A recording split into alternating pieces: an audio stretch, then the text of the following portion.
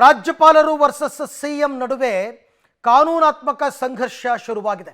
ಈಗಾಗಲೇ ರಾಜ್ಯಪಾಲರ ಆದೇಶವನ್ನು ಪ್ರಶ್ನಿಸಿ ಮುಖ್ಯಮಂತ್ರಿ ಸಿದ್ದರಾಮಯ್ಯನವರು ಹೈಕೋರ್ಟ್ ಮೊರೆ ಹೋಗಿದ್ದಾರೆ.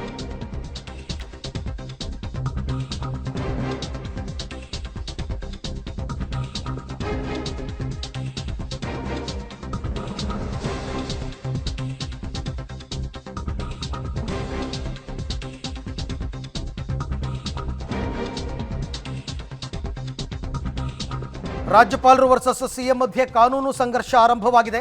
ಪ್ರಾಸಿಕ್ಯೂಷನ್ ಆದೇಶವನ್ನು ಪ್ರಶ್ನಿಸಿ ಹೈಕೋರ್ಟ್ಗೆ ಸಿಎಂ ರಿಟ್ ಅರ್ಜಿಯನ್ನು ಸಲ್ಲಿಸಿದ್ದಾರೆ. ತುರ್ತು ವಿಚಾರಣೆಗೆ ಸಿಎಂ ಪರ ವಕೀಲರು ಮನವಿಯನ್ನು ಕೂಡ ಮಾಡಿಕೊಂಡಿದ್ದಾರೆ. ಆದರೆ ಅಷ್ಟೊಂದು ಅರ್ಜೆಂಟ್ ಏನಿದೆ ಅಂತ ಜಡ್ಜ್ ಪ್ರಶ್ನೆ ಮಾಡಿದ್ದಾರೆ. ಅಷ್ಟೇ ಅಲ್ಲ, ರಾಜ್ಯಪಾಲರ ಆದೇಶವನ್ನು ಪ್ರಶ್ನೆ ಮಾಡಲಾಗಿದೆ. ಹಾಗಾಗಿ ಕೋರ್ಟ್ಗೆ ಸಿಎಂ ಪರ ವಕೀಲರು ಮನವಿ ಮಾಡಿಕೊಂಡ್ರು. ಮಧ್ಯಾಹ್ನ 2:30ಕ್ಕೆ ವಿಚಾರಣೆಯನ್ನು ನ್ಯಾಯಾಧೀಶರು ಮುಂದೂಡಿದ್ದಾರೆ. ಇವತ್ತು ಮಧ್ಯಾಹ್ನ 2:30ಕ್ಕೆ ಈ ಅರ್ಜಿಯನ್ನು ವಿಚಾರಣೆಗೆ ಕೈಗೆತ್ತಿಕೊಳ್ಳೋಣ ಅಂತಕ್ಕಂಥ ಮಾತನ್ನು ಹೇಳಿದ್ದಾರೆ. ಈಗಾಗಲೇ ಮುಖ್ಯಮಂತ್ರಿಗಳ ಪರವಾಗಿ ಅವರ ವಕೀಲರು ಹೈಕೋರ್ಟ್ಗೆ ರಿಟ್ ಅರ್ಜಿಯನ್ನು ಸಲ್ಲಿಸಿ ಅದರಲ್ಲಿ ಫಿರ್ಯಾದುದಾರರು ಸಿದ್ದರಾಮಯ್ಯ ಅಂತಲೇ ನಮೂದಾಗಿದೆ. ಅಲ್ಲಿಂದ ಅವರು ಬರಿತಾ ಹೋಗ್ತಾರೆ ಡೀಟೇಲ್ ಆಗಿ ಏನೇನಾಯಿತು, ಏನು ಎತ್ತ, ತಮ್ಮ ಮನವಿ ಏನು ಅಂತಕ್ಕಂಥದ್ದನ್ನು ಕೂಡ ಅರ್ಜಿಯಲ್ಲಿ ಅವರು ತಿಳಿಸಿದ್ದಾರೆ. ಈ ಎಲ್ಲ ವಿಚಾರಕ್ಕೆ ಸಂಬಂಧಪಟ್ಟಂತೆ ಮತ್ತಷ್ಟು ಮಾಹಿತಿ ನನ್ನ ಕೊಲೀಗ ಮುರಳೀಧರ್ ಅವರಿಂದ ಪಡ್ಕೊಳ್ಳೋಣ. ಮುರಳಿ, ನ್ಯಾಯಾಲಯಕ್ಕೆ ಮುಖ್ಯಮಂತ್ರಿಗಳು ಸಲ್ಲಿಸಿರುವ ಅರ್ಜಿಯ ಸಾರಾಂಶ ಏನು, ಅಂದರೆ ರಿಟ್ ಅರ್ಜಿಯ ಸಾರಾಂಶ, ಮತ್ತೆ ಮುಂದೆ ಏನಾಗಬಹುದು ಇವತ್ತು ಅಂತಂದ್ಬಿಟ್ಟು?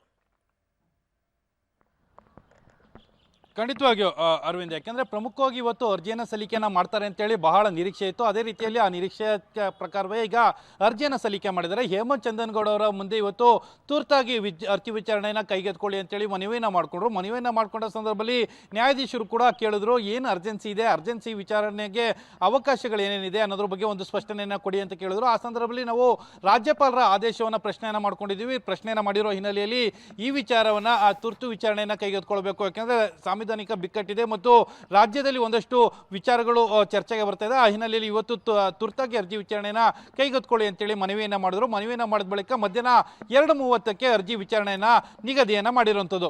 ಅರವಿಂದ್, ಏನಂದರೆ ಈಗಾಗಲೇ 43 ಪುಟಗಳ ಏನು ಅರ್ಜಿಯನ್ನು ಸಲ್ಲಿಕೆಯನ್ನು ಮಾಡಿರುವಂಥ ಸಿಎಂ ಸಿದ್ದರಾಮಯ್ಯ ಅವರು ಪರ ವಕೀಲರು ಒಂದಷ್ಟು ಮಾಹಿತಿಗಳನ್ನು ಕೊಡ್ತಾ ಹೋಗ್ತಾರೆ. ಆ ಸಂದರ್ಭದಲ್ಲಿ ರಾಜ್ಯಪಾಲರು ಯಾವ ರೀತಿಯಲ್ಲಿ ಕಾನೂನನ್ನ ಉಲ್ಲಂಘನೆ ಮಾಡಿದ್ದಾರೆ, ಜೊತೆಗೆ ಅವರು ತೆಗೆದುಕೊಂಡಂಥ ಕ್ರಮಗಳೇನಿತ್ತು ಆ ಕ್ರಮಗಳಿಗೆ ಮತ್ತು ಕೆಲವೊಂದು ಸುಪ್ರೀಂ ಕೋರ್ಟ್ನ ಮತ್ತು ಹೈಕೋರ್ಟ್ನ ಆದೇಶಗಳು ಪ್ರತಿಗಳೇನಿದ್ದಾವೆ. ಯಾಕೆಂದರೆ ರಾಜ್ಯಪಾಲರು ಈ ರೀತಿಯಲ್ಲಿ 17A ಅಡಿಯಲ್ಲಿ ಒಂದು ಸೆಕ್ಷನ್ 17A ಅಡಿಯಲ್ಲಿ ಯಾವ ರೀತಿಯಲ್ಲಿ ಕೊಡಲಿಕ್ಕೆ ಸಾಧ್ಯ ಇಲ್ಲ, ಅದನ್ನು ಕೊಡಲಿಕ್ಕೂ ಕೂಡ ಯಾವ ರೀತಿಯ ವಿಚಾರಗಳನ್ನು ಕೈಗೆತ್ತಿಕೊಳ್ಬೇಕು ಮತ್ತು ಯಾವುದೇ ತನಿಖಾ ಸಂಸ್ಥೆಗಳು ಕೂಡ ರಾಜ್ಯಪಾಲರ ಬಳಿಯಲ್ಲಿ ಮನವಿಯನ್ನು ಮಾಡ್ಕೊಂಡಿಲ್ಲ.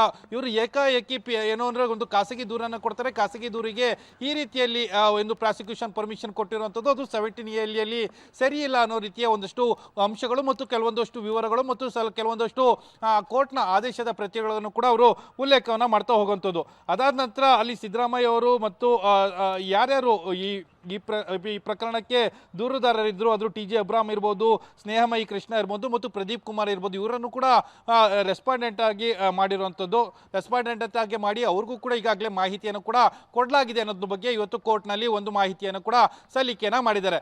ಆ ಹಿನ್ನೆಲೆಯಲ್ಲಿ ಮಧ್ಯಾಹ್ನ 2:30ಕ್ಕೆ ಅರ್ಜಿ ವಿಚಾರಣೆಗೆ ಬರ್ತಾ ಇದೆ. ಅರ್ಜಿ ವಿಚಾರಣೆಗೆ ಬಂದ ಸಂದರ್ಭದಲ್ಲಿ ಯಾವ್ಯಾವ ಅಂಶಗಳನ್ನು ಇಡ್ತಾರೆ, ಜೊತೆಗೆ ಇವತ್ತು 2:30ಕ್ಕೆ ಏನು ಕೇವೆಟ್ನ ಸಲ್ಲಿಕೆ ಮಾಡಿರುವಂಥ ಸ್ನೇಹಮಯಿ ಕೃಷ್ಣ ಇರ್ಬೋದು, TJ ಅಬ್ರಾಮ್ ಪರ ವಕೀಲರು ಇರ್ಬೋದು, ಎಲ್ಲರೂ ಕೂಡ ಹಾಜರಾಗ್ತಾರ. ಜೊತೆಗೆ ಇವತ್ತು ಬೆಳವಣಿಗೆಗಳು 2:30ರ ಬಳಿಕ ಏನಾಗುತ್ತೆ ಅನ್ನೋದ್ರ ಬಗ್ಗೆ ಕೂಡ ಸಾಕಷ್ಟು ಕುತೂಹಲ ಇರುವಂಥದ್ದು. ಅರವಿಂದ್, ಇನ್ನೊಂದು ಪ್ರಮುಖವಾಗಿ ಗಮನಿಸಬೇಕಾಗಿರೋ ಅಂಶ, ಕಪಿಲ್ ಸಿಬಲ್ ಮತ್ತು ಅಭಿಷೇಕ್ ಮನು ಸಿಂಘ್ವಿ ಬರ್ತಾರೆ ಅನ್ನೋದ್ರ ಬಗ್ಗೆ ಸಾಕಷ್ಟು ನಿರೀಕ್ಷೆಗಳಿತ್ತು. ಆದರೆ ಈಗ ಅಭಿಷೇಕ್ ಮನು ಸಿಂಘ್ವಿ ಮಾತ್ರ ಏನು ವಿಚಾರಣೆಗೆ ಬರ್ತಾ ಇದ್ದಾರೆ, ಅಂದರೆ ವಾದವನ್ನ ಮಂಡನೆ ಮಾಡಲಿಕ್ಕೆ ಬರ್ತಾ ಇದ್ದಾರೆ ಅನ್ನೋದ್ರ ಬಗ್ಗೆ ಮಾಹಿತಿ ಸಿಗ್ತಾ ಇದೆ. ಕೆಲವೇ ಕ್ಷಣಗಳಲ್ಲಿ ಅವರು ಕೂಡ ಬೆಂಗಳೂರಿಗೆ ತಲುಪ್ತಾರೆ.